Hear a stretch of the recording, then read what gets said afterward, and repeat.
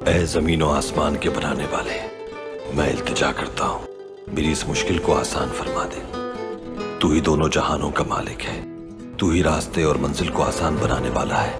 اس مشکل کو آسانی میں بدل دے۔ مجھے کسی تخت و تاج کی تمنا نہیں ہے، میں تیرے نام کی لاج رکھنے نکلا ہوں اور تیرے نام کی سربلندی ہی میرا مقصد ہے۔ اے خدا، اگر میں بھٹک جاؤں تو میری مدد فرمانا۔ اے میرے پروردگار، مجھے بھٹکے ہوئے لوگوں کے راستے سے بچا اور دنیا کے شر اور آفتوں سے محفوظ فرما۔ شیطان کی پیروی سے بچا اور ذلت کی زندگی سے میری حفاظت فرما۔ اے اللہ، مجھے حق اور سچ کے راستے میں شہادت کی موت عطا فرما۔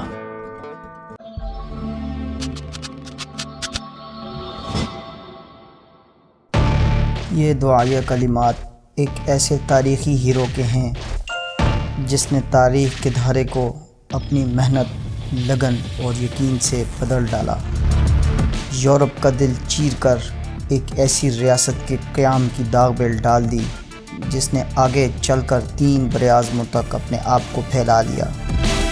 تاریخ کا یہ درخشاں ستارہ پہلے شاید ترک قوم کے دلوں اور ترک تاریخ کی کتابوں میں کہیں گم ہو، مگر اب اسے زندہ کرداروں میں بھر کر ترک لیڈروں نے نہ صرف اپنی درخشاں تاریخ کو بلکہ امت مسلمہ کی بیمار لاش کو دوبارہ زندگی دی ہے۔ ارطغرل شروع ہی سے نڈر اور بہادر تھا۔ ترک قبائل میں گھڑ سواری، تلوار بازی اور تیر اندازی کو شروع ہی سے بہت اہمیت حاصل تھی، کیونکہ انہیں خوراک اور چارے کی تلاش میں ہجرت کرنا پڑتی رہتی تھی۔ تیر اندازی، گھڑ سواری میں مہارت کی وجہ سے ارطغرل شکار سے کم ہی کبھی خالی آتا تھا۔ ارطغرل کا والد سلیمان شاہ اپنے اس بیٹے کی ذہانت اور دور اندیشی کی وجہ سے اس پر بہت اعتماد کرتا تھا۔ ارطغرل کا تعلق آغوز خاندان کے قائی قبیلے سے تھا اور اس کا والد اس قبیلے کا سربراہ بھی تھا۔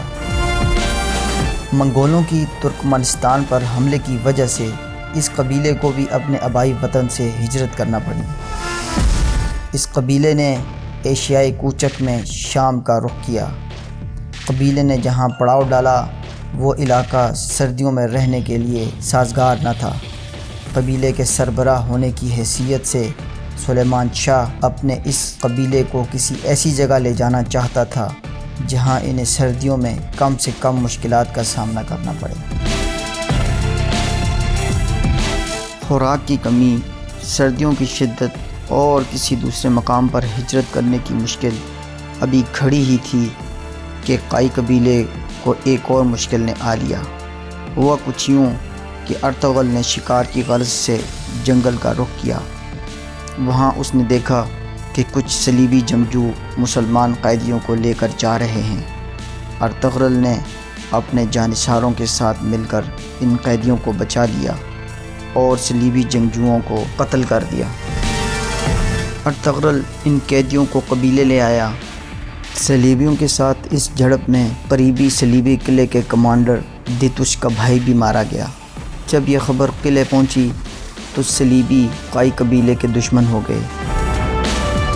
اس کی 2 اہم وجوہات تھیں، ایک کہ کمانڈر کا بھائی مارا گیا اور 2 قیدی بہت اہم تھے۔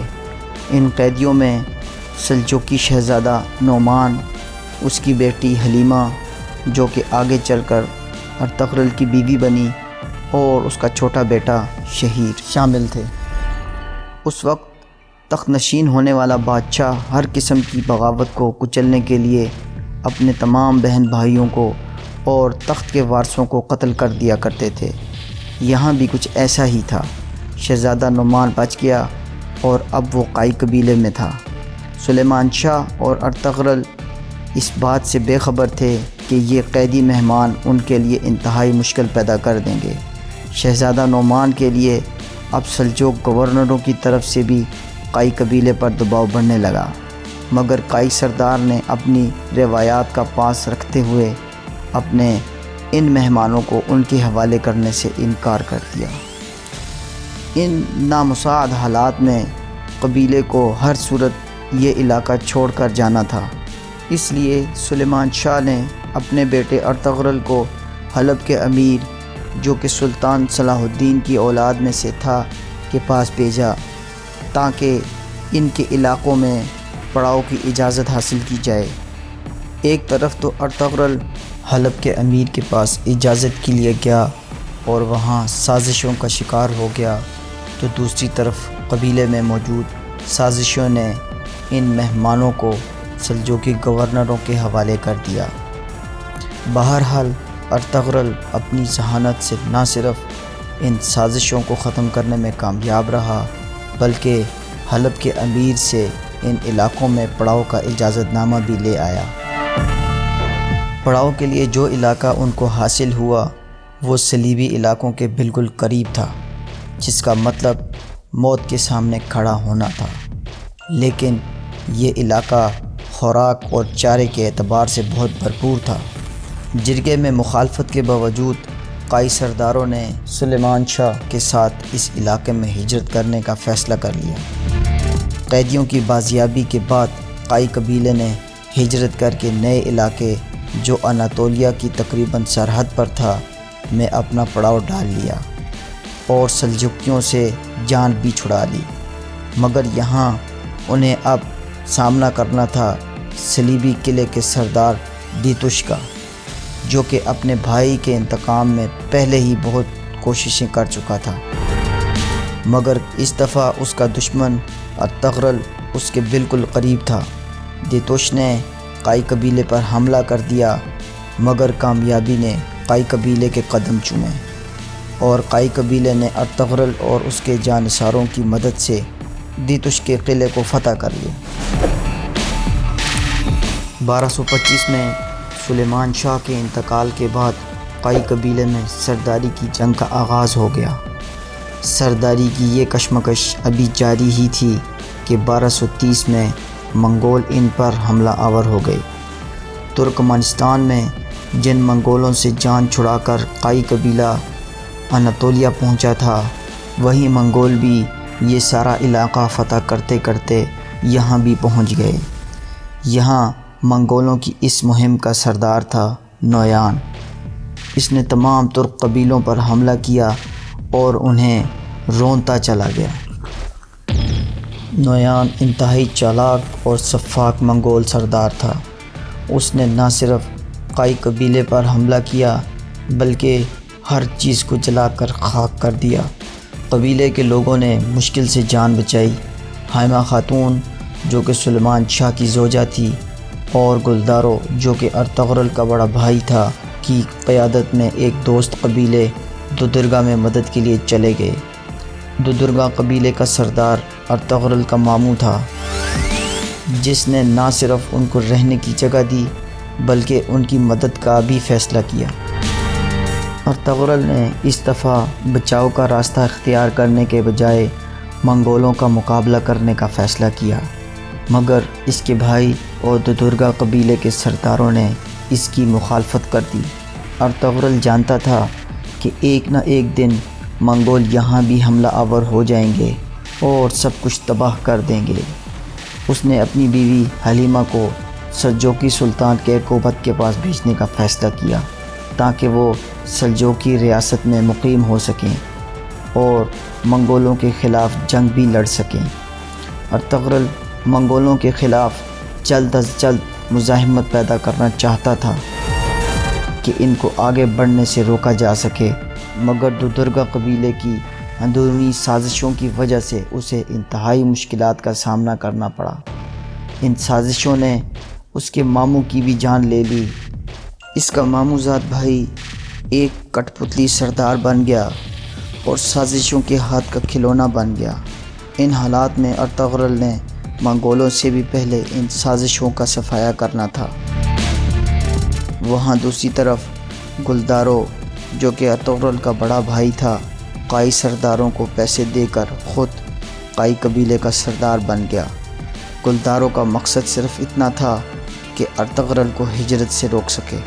ان سب سازشوں کے پیچھے ایک بڑا کردار تھا سلجوقی نامزد کردہ امیر سعد الدین کوبیک۔ یہ ایک فتنہ پرور شخص تھا۔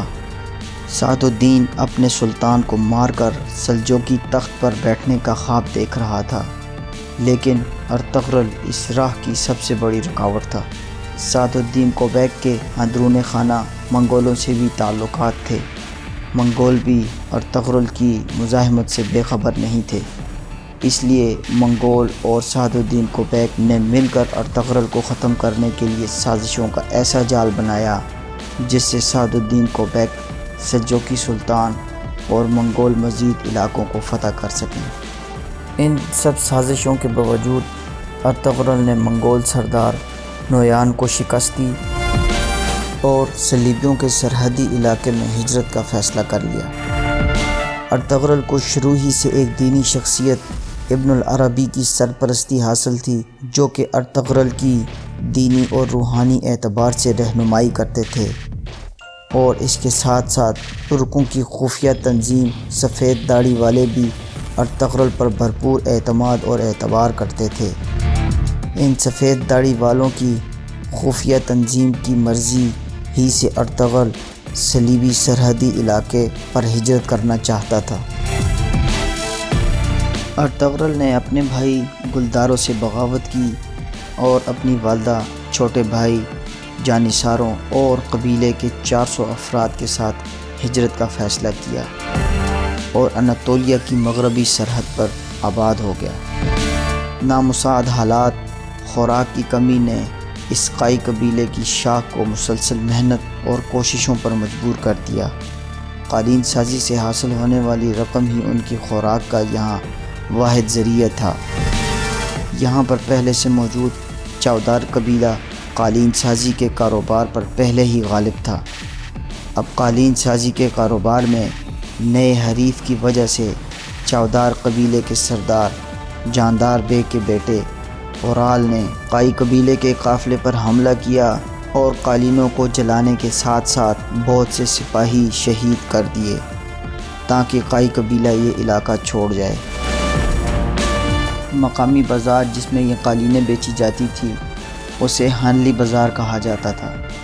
اس کا مالک سیمون صلیبیوں کا جاسوس تھا، جس کا مقصد اس علاقے میں موجود قبائل پر اثر و رسوخ حاصل کرنا اور کاروبار پر مکمل قبضہ حاصل کرنا تھا۔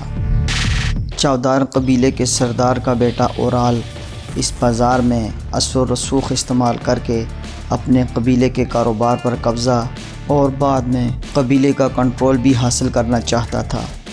اندرون خانہ اورال کے سیمون کے ساتھ تعلقات بھی تھے۔ ان تعلقات کی وجہ سے ہانلی بازار میں قائی قبیلے کی قالینوں کا کاروبار بھی متاثر ہونا شروع ہو گیا اور قائی قبیلے کے حالات مزید ابتر ہونا شروع ہو گئے۔ سفید داڑھی والوں کی تنظیم نے سیمون کے بارے میں ارطغرل کو معلومات فراہم کی اور اس کو راستے سے ہٹانے کا حکم دیا۔ ارطغرل نے نہ صرف سیمون کو بے نقاب کیا بلکہ اس کے خلاف جنگ کر کے ہانلی بازار پر قبضہ کر لیا۔ اس کے ساتھ ساتھ ارطغرل نے چودار قبیلے کے سردار کے بیٹے اورال سے بھی انتقام لینے کا فیصلہ کیا، مگر یہاں پھر سعد الدین کوبیک کی مداخلت پر اورال بچ نکلنے میں کامیاب ہو گیا۔ سعد الدین ارطغرل کے بڑھتے ہوئے اثر و رسوخ سے کافی پریشان تھا، کیونکہ ارطغرل کے ان کارناموں کی بازگشت سلجوقی محلوں میں آنا شروع ہو گئی تھی، جیسے صلیبی قلعے کی فتح، نویان کی شکست اور اب ہانلی بازار پر قبضہ۔ سعد الدین کوبیک ہر صورت میں ارطغرل کو اپنے راستے سے ہٹانا چاہتا تھا، اس لیے وہ ارطغرل کے ہر دشمن کو اپنا دوست بنا لیتا۔ اسی دوران سلجوقی سلطان علاء الدین کیقوباد کا اس علاقے سے گزر ہوا۔ اس نے ہانلی بازار میں مقامی رومی اور عیسائی تاجروں سے ارطغرل کی ایمانداری اور بہادری کا تذکرہ سنا تو وہ بہت متاثر ہوا، جو کہ امیر سعد الدین کے لیے خطرے کی گھنٹی سے کم نہ تھا، کیونکہ عین ممکن تھا کہ سلطان علاء الدین کیقوباد ارطغرل کو اس علاقے کا امیر بنا دیتا۔ لیکن سعد الدین نے بڑی شفاقی سے سلطان علاء الدین کو ورگلایا کہ ارطغرل ریاست کے اندر ریاست بنا رہا ہے۔ ارطغرل بازار کو ریاست کے حوالے کرنے کے بجائے خود قابض ہے، لیکن یہ جال کامیاب نہ ہوا۔ اس کی وجہ یہ تھی کہ سلطان علاء الدین پہلے ہی ارطغرل کی شخصیت کا مداح ہو چکا تھا، اور ترک روایات کے مطابق تلوار کے زور پر حاصل کی گئی جگہ اسی شخص کی ملکیت ہوتی ہے جو اس کو فتح کرتا ہے۔ سلطان نے ارطغرل کو اس سارے علاقے کا سردار اعلیٰ بنا دیا اور سعد الدین کوبیک کو واپس قونیہ بلا لیا۔ علاقے کا سردار بنانے کے ساتھ ساتھ سلطان علاء الدین نے ارطغرل کو قراچہ حصار قلعہ فتح کرنے کا بھی حکم دیا، کیونکہ انہوں نے سلطان علاء الدین کے قوت پر قاتلانہ حملہ کیا تھا۔ ارطغرل کو مزید مضبوط کرنے کے لیے سلطان نے اضافی فوج بھی بھیجنے کا وعدہ کیا۔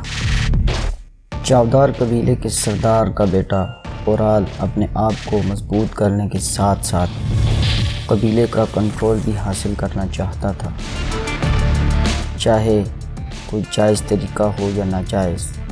اس بات کا اندازہ اورال کے چھوٹے بھائی علی یار اور اس کی بہن ارسلہ خاتون کو بہت جلد ہو گیا۔ علی یار کیونکہ ایک اچھا اور مضبوط انسان تھا، اس لیے وہ حق کے راستے پر شہید ہو گیا۔ اورال اپنی سازشیں کرتا رہا، پھر ایک دن ایسا آ گیا کہ ارطغرل نے اس کی سازشوں کو بے نقاب کرتے ہوئے اس کا سر تن سے جدا کر دیا۔ روایات کے مطابق جلد ہی ارسلہ خاتون چاودار قبیلے کی سردار بن گئی، مگر اسے اپنے آپ کو مضبوط رکھنے کے لیے شادی کرنا تھی، اس لیے ارطغرل نے اس کی شادی اپنے سب سے قریبی اور جانثار دوست ترگت سے کروا دی تاکہ دونوں قبیلوں میں امن اور اتحاد پیدا ہو سکے۔ قریبی صلیبی قلعہ قراچہ حصار کا کمانڈر بیسیلیوس، جو کہ سیمون کے پس پردہ کام کر رہا تھا، ایک جھڑپ میں ارطغرل کے ہاتھوں مارا گیا تو نیکیا کے شہنشاہ نے آرس کو کمانڈر بنا کر بھیجا۔ آرس نے شروع میں ارطغرل کی طرف امن کا ہاتھ بڑھایا اور جنگ روک دی، مگر یہ اقدام عارضی ثابت ہوا۔ اس کی بڑی وجہ سعد الدین کوبیک اور چاودار قبیلے کی ایک اور شاخ کا سردار بہادر بے تھا۔ ان دونوں نے آرس کو بھی ساتھ ملا لیا اور ارطغرل کے خلاف سازشوں کا جال بچھا دیا۔ آرس نے نہ صرف بہادر بے کی مدد کی بلکہ اس نے ارطغرل کے چھوٹے بیٹے کو بھی اغوا کر لیا اور اسے قید کر لیا۔ ارطغرل نے بہادر بے کو بھی سازشوں کی وجہ سے قتل کر دیا۔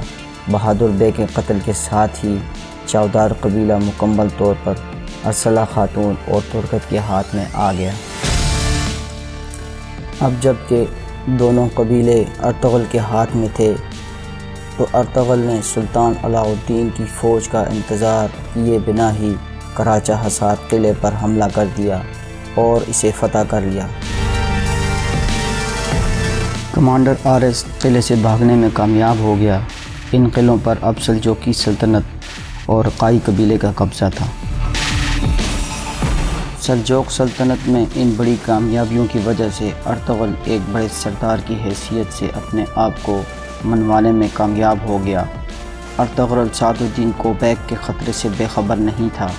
قراچہ حصار قلعے کی فتح اور وہاں سے ملنے والے ثبوت سعد الدین کوبیک کے تابوت میں آخری کیل ثابت ہو سکتے تھے، اس لیے ارطغرل قلعہ اپنے بھائی کے حوالے کر کے سلطان سے ملنے قونیہ چلا گیا۔ یہاں ارطغرل نے تمام ثبوت سلطان علاء الدین کو پیش کیے، مگر درباری سازشوں کی وجہ سے سعد الدین کوبیک بچ نکلنے میں کامیاب ہو گیا۔ 1237 میں سعد الدین کوبیک نے سلطان کی ایک زوجہ کے ساتھ مل کر سلطان علاء الدین اور اس کے نامزد سلطنت کے جانشین شہزادہ کلیچ ارسلان کو قتل کروا دیا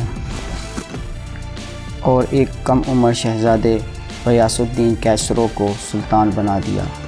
سعد الدین کوبیک اپنی سازشوں کی وجہ سے نہ صرف ایک ناتجربہ کار شہزادے کو تخت پر بٹھانے میں کامیاب ہو گیا، بلکہ اس نے سلطان علاء الدین اور شہزادے کلیچ ارسلان کے قتل کا الزام بھی ارطغرل پر ڈال دیا تاکہ ایک تیر اور دو شکار۔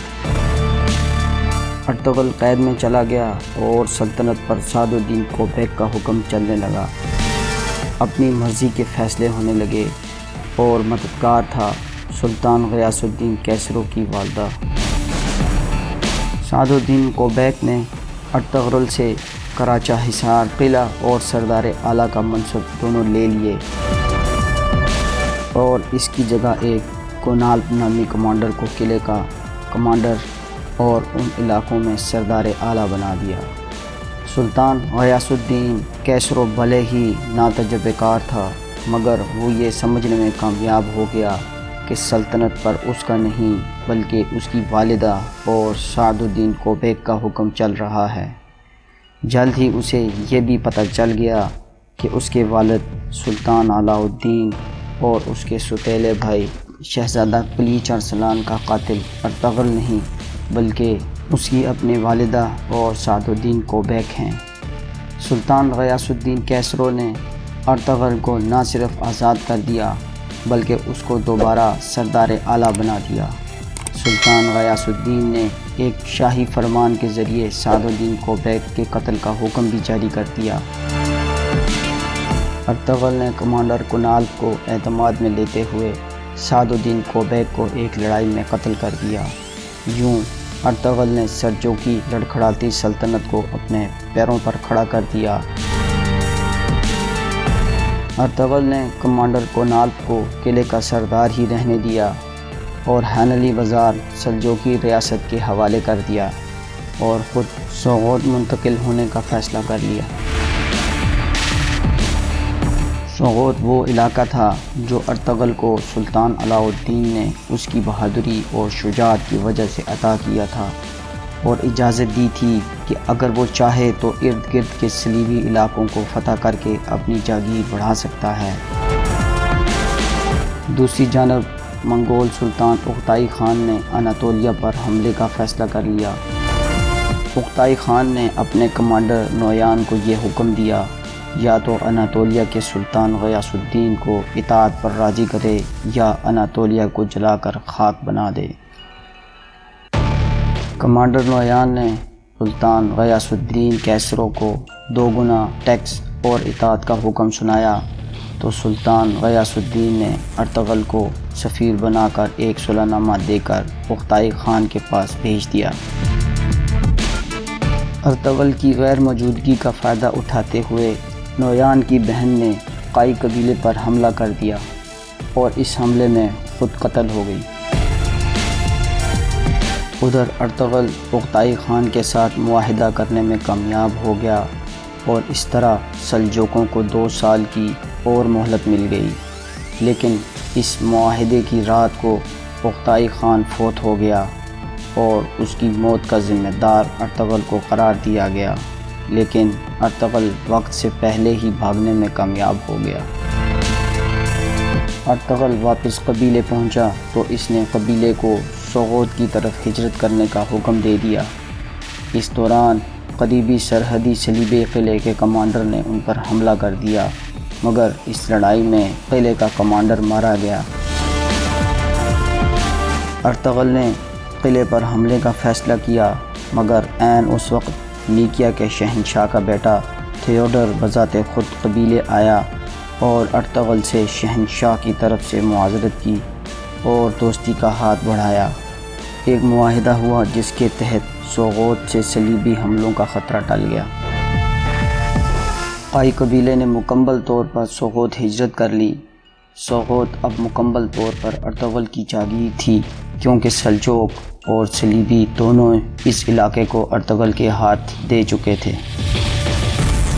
ارطغرل اور اس کے قبیلے نے سوغوت میں اپنے قدم جما لیے، جبکہ دوسری طرف منگولوں نے اناطولیہ پر حملہ کر کے اس کو فتح کر لیا۔ ارد گرد کے تمام سردار، قلعے دار، قبیلے اور یہاں تک کہ سلطان خود بھی منگولوں کو ٹیکس دینے پر مجبور تھے۔ اناطولیہ اور اس کے ارد گرد کے تمام علاقے سلجوقوں کے ہاتھ سے تقریباً نکل چکے تھے، بلکہ سلجوقی سلطنت تقریباً اپنے اختتام کے دھانے پر تھی کیونکہ مشرق میں بھی منگولوں نے تبریز تک کا علاقہ خون میں نہلا دیا۔ منگولوں کا نیا حکمران ہلاکو خان اس تمام علاقے کا بےتاج بادشاہ تھا، اور اب اس کی توجہ کا مرکز تھا اناطولیہ کے باغی، کیونکہ ہلاکو خان مغرب میں مزید علاقے فتح کرنا چاہتا تھا، اور انہی علاقوں میں سوغوت بھی شامل تھا۔ ارطغرل اس خطرے کی گھنٹی کو بھانپ چکا تھا اور منگولوں کے قدم روکنے کے لیے کوئی عملی اقدام اٹھانا چاہتا تھا، مگر ارطغرل کی طاقت منگولوں کے سامنے کچھ بھی نہیں تھی۔ اس لیے ارطغرل نے ظاہر نہیں بلکہ خفیہ مزاحمت کا آغاز کر دیا۔ بظاہر ارطغرل منگولوں کو ٹیکس دیتا تھا، مگر خفیہ طور پر ارطغرل تمام منگول مخالف سرداروں اور سلاطین کو جوڑ کر منگولوں کے خلاف ایک بڑا محاذ تیار کر رہا تھا، جن میں سر فہرست تھے مصر کے مملوک سلطان ملک الظاہر رکن الدین بیبرس، چنگیز خان کا پوتا برقے خان جو کہ اپنے قبیلے کے ساتھ اسلام قبول کر چکا تھا، اور سلطان عزاء الدین کیکاوس جو کہ سلطان غیاث الدین کا بڑا بیٹا تھا، اور اس کے حامی قبائل۔ ارطغرل ان سب کو منگولوں کے خلاف اکٹھا کرنے میں کامیاب ہو گیا، مگر اندرونی سازشوں اور صلیبی قلعے کے غدار گورنر کی طرف سے حملوں کی وجہ سے ارطغرل بری طرح پھنس گیا۔ ارطغرل اس وقت صرف منگولوں کی پیش قدمی روکنا چاہتا تھا، نہ کہ صلیبیوں کے ساتھ کوئی جنگ۔ وہاں دوسری طرف منگول بھی لڑائی کے بجائے کٹ پتلی سرداروں کو علاقے پر متعین کر کے اپنی سلطنت کو وسعت دینے کی پالیسی پر کاربند تھے۔ یہاں منگولوں کا مہرہ تھا سلجوق وزیر بہاؤالدین۔ بہاؤالدین نے سوغوت سے ارطغرل کا کنٹرول ختم کرنے کے لیے امرولو قبیلے کو سوغوت میں بسانے کا فیصلہ کیا۔ امرولو قبیلے کا سردار ضرور ارطغرل کے خلاف تھا، مگر اس کی بیٹی ارطغرل کی بہادری اور شجاعت کی وجہ سے اسے پسند کرنے لگی۔ ادھر صلیبی قلعے کا کنٹرول باغی کمانڈروں کے ہاتھ چلا گیا، جن کا سردار تھا ڈرائیگوس۔ ڈرائیگوس بھی ارطغرل کو سوغوت سے نکال کر سوغوت کا کنٹرول حاصل کرنا چاہتا تھا۔ اس مقصد کے لیے اس نے امرولو قبیلے کے سردار کو قتل کر دیا، اور اس کا الزام ارطغرل کے بیٹے گنڈوز پر لگا دیا، جس کی وجہ سے دونوں قبیلوں میں لڑائی کا اندیشہ پیدا ہو گیا، لیکن ارطغرل کی ذہانت اور سمجھداری کی وجہ سے وہ اس مصیبت سے بچ نکلے۔ امرولو قبیلے کے سردار کے قتل کے بعد اس کا بیٹا بولات بے قبیلے کا سردار بنا۔ بولات بے بھی خفیہ طور پر نام بدل کر منگولوں کے لیے ہی کام کر رہا تھا۔ اپنی اصلیت چھپائے ہوئے الباستی کے نام سے وہ ترک قبیلوں کے لیے دہشت کی ایک علامت تھا، اور دوسری طرف ڈرائیگوس بھی ایک جاسوس کی طرح خفیہ طور پر ارطغرل کے ارد گرد ہی تھا۔ ارطغرل کو دو گمنام دشمنوں کا سامنا تھا، اور وہ دونوں اس کی نظروں کے سامنے تھے، یعنی الباستی بے بولات کے روپ میں اور ڈرائیگوس سوغوت میں کلیسے کے خدمت گزار زنگوش کے روپ میں۔ الباستی پہلے ہی منگولوں کے حکم پر ارطغرل کے بھائی گلداروں کے قبیلے کو تباہ کر چکا تھا۔ الباستی کی وجہ سے گلداروں اور اس کے ساتھی پہاڑوں میں چھپنے پر مجبور ہو گئے۔ ارطغرل کا عظیم مقصد اور دو نادیدہ دشمن دونوں اس کے منتظر تھے۔ اس صورتحال میں وہ کسی طور ان دشمنوں کو نظر انداز نہیں کر سکتا تھا۔ ارطغرل نے منگولوں کے دو سرداروں کو بھی قتل کر دیا جو اس کے قبیلے پر حملہ آور ہوئے تھے۔ ان کی موت کے بعد ہلاکو خان کا بھائی ارکبو کا ارطغرل کے مقابلے میں سوغوت آ گیا۔ اس نے الباستی کی مدد سے ارطغرل کے خلاف جال بننے شروع کیے، مگر ارطغرل ایک مرتبہ پھر اپنی ذہانت سے ان سازشوں سے نکلنے میں کامیاب ہو گیا۔ اس کے ساتھ ساتھ ارطغرل ڈرائیگوس تک بھی پہنچ گیا اور اس کو بھی قتل کر دیا۔ ارطغرل نے انتہائی سمجھداری سے بولات بے کے چہرے کے پیچھے چھپے الباستی کو اس کی بہن کے سامنے بے نقاب کر دیا، اور ایک جھڑپ میں بولات بے گلداروں کے ہاتھوں قتل ہو گیا، اور امرولو قبیلے کی سردار بے بولات کی بہن بن گئی۔ جو کہ بعد میں ارطغرل کی بیوی بنی۔ ان سازشوں کو ختم کرنے کے بعد ارطغرل مغرب میں برق خان سے ملنے چلا گیا۔ ارکبوکا کو جب اس بات کا علم ہوا تو وہ بھی اس کے پیچھے چلا گیا۔ ارطغرل نے برق خان کے غدار وزیر کو بے نقاب کیا تو ارکبوکا بھی برق خان کے ہاتھوں مارا گیا۔ ارطغرل نے برق خان کے ساتھ مل کر منگولوں کے خلاف جنگ کی اور اس کو یقین دلایا کہ جب وہ منگولوں پر حملہ کرے گا تو اناطولیہ کے ترک اس کے شانہ بشانہ ہوں گے اور مملوک سلطان ملک الظاہر بھی ان کے ساتھ شامل ہو جائے گا۔ یہ اتحاد بنانے کے بعد ارطغرل واپس قبیلے آ گیا اور اپنے چھوٹے بھائی دھندار بے کو قبیلے کا سربراہ بنا کر اس جنگ کے لیے روانہ ہو گیا۔ جنگ میں منگولوں کو شکست ہوئی اور جنگ کے دوران ہی ہلاکو خان بیماری سے علیل ہو کر اس دنیا سے چل بسا۔ مسلمانوں کو فتح نصیب ہوئی اور ارطغرل جنگ سے غازی بن کر لوٹا۔ ارطغرل بقایا زندگی بھی اپنے عظیم مقصد فروغ اسلام کے لیے کوشاں رہا اور یہ مشن اپنے بیٹوں کے سپرد کر کے ارطغرل 1280 میں 90 سال کی عمر میں اس جہان فانی سے کوچ کر گیا۔ سوغوت میں ہی ارطغرل کو دفن کیا گیا اور اب بھی ارطغرل کا مقبرہ سوغوت میں موجود ہے۔ ارطغرل کی بہادری، شجاعت اور فروغ اسلام کی نشانی کے طور پر ترکمانستان میں آج بھی ارطغرل کے نام پر ایک مسجد موجود ہے۔